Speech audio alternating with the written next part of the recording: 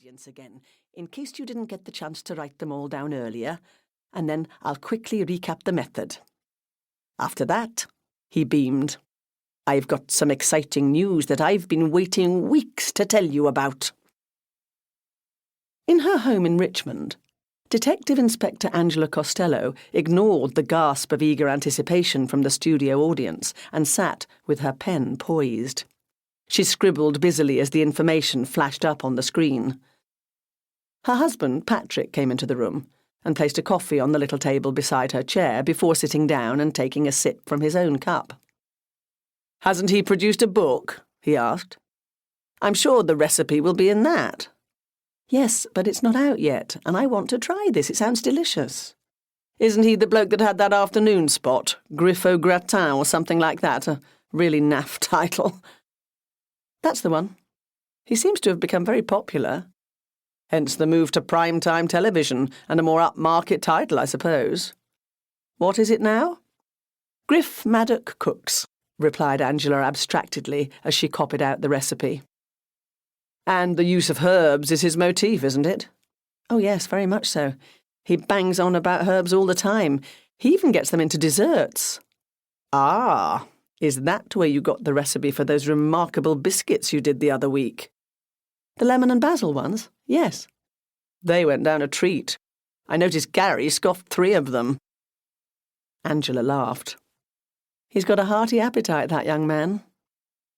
Gary Houseman, a detective constable, worked with Angela, and together they formed part of a homicide assessment team working within the Metropolitan Police. He was also the boyfriend of Patrick's daughter Madeleine. "Gosh, I hope nothing goes wrong," she continued.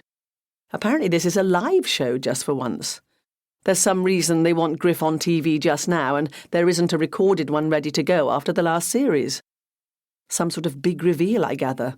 I wonder what it is. It can't be about the book. We know about that already." A gentle ding recalled their attention back to the screen, where Griff could be seen opening an oven door and extracting a tray. "OK," he said. "I've just time to show you what I've got here." He grinned cheerily around as he put the tray down on the worktop. "And what have I got here?" he called, his hand behind his ear again.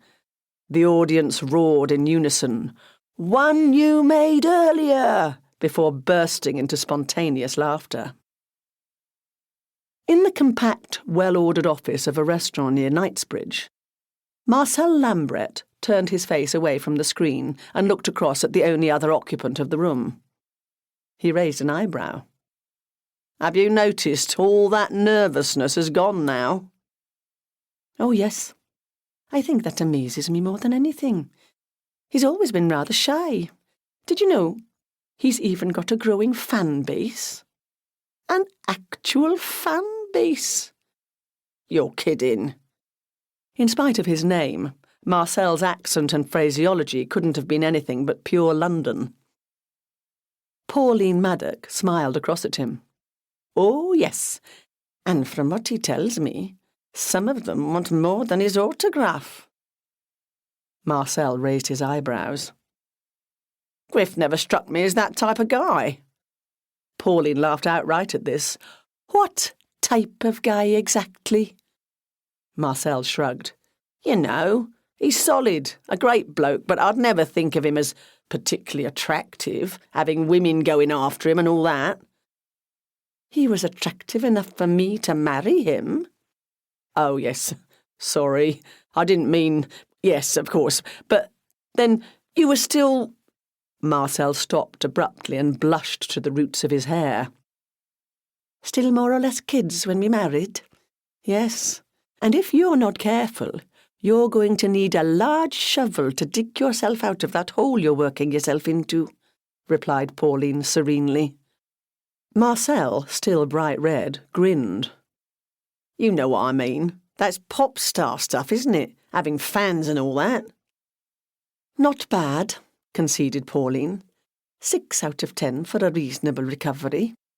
It's true Griff isn't your typical babe magnet, but I don't think his fans are babes. They're mainly housewives, or women who soon will be, looking for someone with a boyish smile but who's safe and dependable.